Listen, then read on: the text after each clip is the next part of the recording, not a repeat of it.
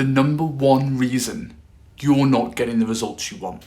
And that is taking ownership of your data.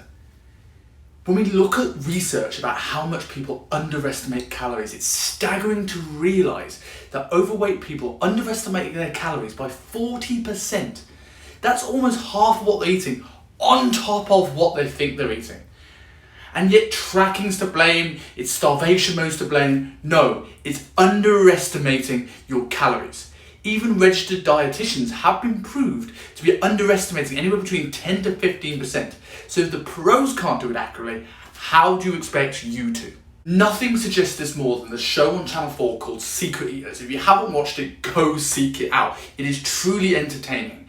They go and film people who say, I'm only on 1500 calories and can't lose weight. Newsflash, they can. And they film them. They film them for a week. They look in the rubbish, they look in the garbage, they film what they're eating, they film the stuff they take off their partner's plate. And at the end of the week, they show them via two big, long Henry VIII style dinner tables. One, what they thought they were eating on a day-to-day basis, and another, what they actually were eating on a day-to-day basis. Spoilers, it was a lot more. So to help you bring this discrepancy down and make yourself more accurate, first, we need to look at some of the problems that people face when tracking calories that lead to these discrepancies. And then we're going to give you a couple of solutions how to sort this out and make sure that we don't have those issues in the future. Problem 1, tracking food in the past. I see it so often when people say, when are you tracking your food intake? And it gets in the day and they're going, what did I have for breakfast? It's probably 100 grams of this, and it's probably 100 grams of that. Or worse, I see people getting to the end of the week and going, what did I have on Monday? That was lunch, I had chicken. Can you remember? I'm going to ask you this question now. Can you remember what you had for lunch last Monday in the exact portion size to the gram? I thought not.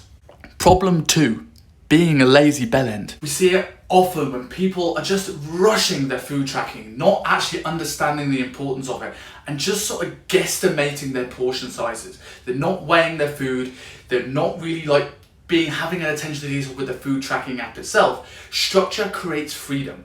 Some of the things that I have seen, 1 ounce of steak.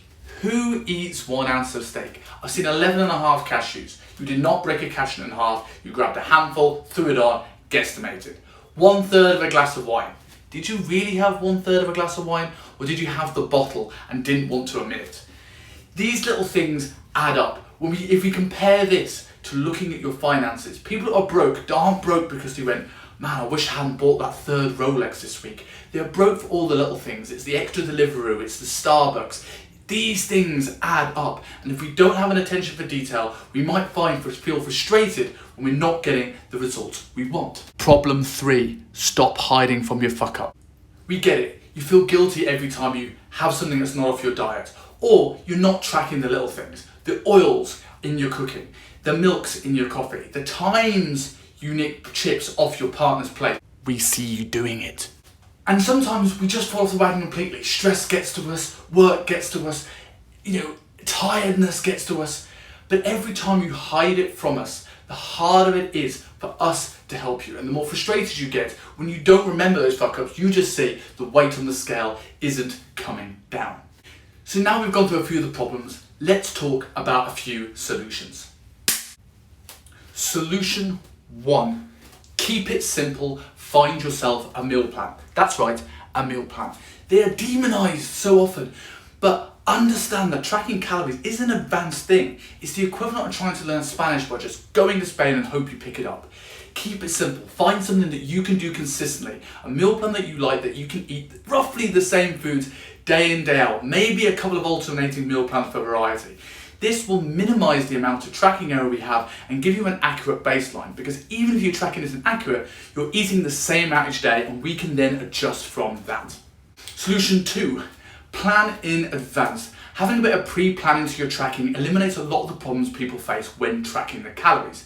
Tracking in the evening is a much better way of doing this than tracking as you go, as the biggest concern or the biggest frustration people have when tracking their food intake is the fact they think it's time consuming.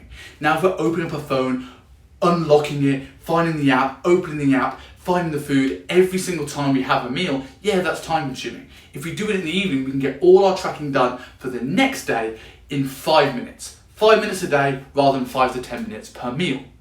The other thing that tracking in the evening allows you to do is it allows you to plan around the day ahead. So we can start looking at when are our meals out. Can we plan around these meals out? Can we add a buffer to make sure that we get those meals out in a good place? Another thing that it does is that we're on our phone anyway in the evening, scrolling Instagram, playing Candy Crush in the toilet.